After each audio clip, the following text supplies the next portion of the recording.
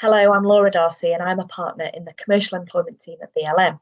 At the end of my last video in our series on employment law issues arising from life after lockdown, I said that now is the perfect time for businesses to review their employment policies and procedures, particularly with more and more employees working remotely.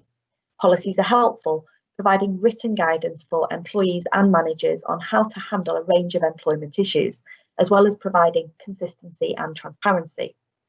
The types of policies that employers should really have in place include those that deal with recruitment, equal opportunities, harassment and bullying, disciplinary processes, grievances, performance improvement, absence management, flexible working, whistleblowing, data protection, social media, home working, well-being, and maternity and other family-friendly rules. Employers are managing a lot from a HR perspective at the moment, but taking steps now to ensure that policies and procedures are up to date or putting new policies in place to plug any gaps could mitigate the risk of issues down the line and save significant management time. So what kind of things do employers need to think about, especially now in the new virtual working environment?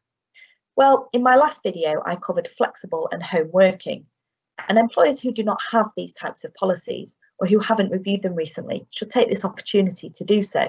Over the coming months, flexible working applications are expected to surge, so you should make sure that your policy sets out how an employer can apply for flexible working and the things that you will take into account when considering the request. A good home working policy will do this as well, and will also address the safeguards that need to be put in place with a home working arrangement.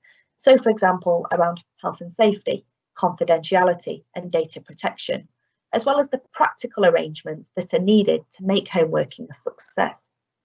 The health, safety and welfare of employees is important, and with more employees working remotely, employers have started to introduce well-being policies and are training staff in the management of mental health and other well-being issues. This type of policy ought to encourage open conversation and set out how employers will respond to issues that are raised with them. Employees may be feeling isolated working from home and might feel that they have less access to HR than they normally do. So they may be fearful about losing their job in the current climate, and these things combined may mean that they're more reluctant to report concerns. This could lead to or exacerbate mental ill health.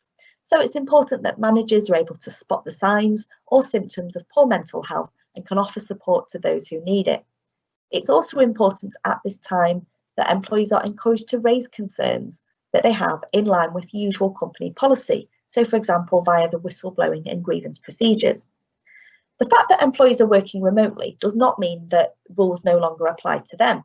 They do, and it's imperative that employees understand that although they're not in their usual workplace, they do remain subject to the same rules and procedures and standards of performance and conduct as apply in the office. So, for example, around productivity, internet usage during normal working hours, and the use of social media.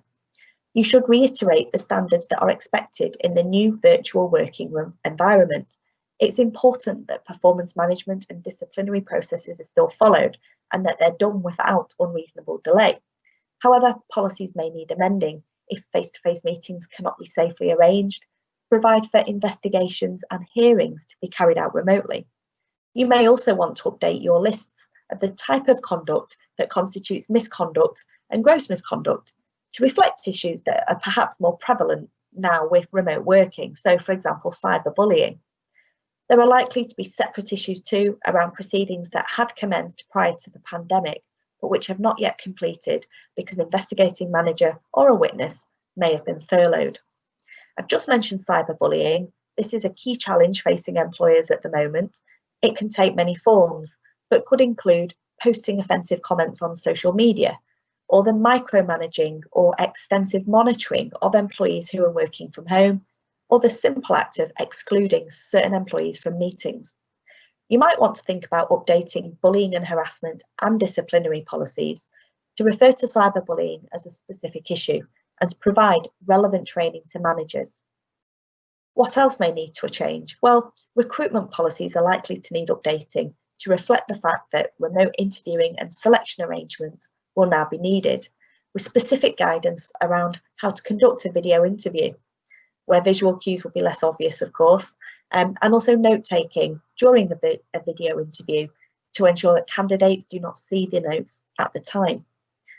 Whether you're introducing new policies or amending existing ones, these need to be broadly communicated to the workforce so that everyone is aware of the standards that are expected, the processes that will be followed, and employees know how they can raise concerns.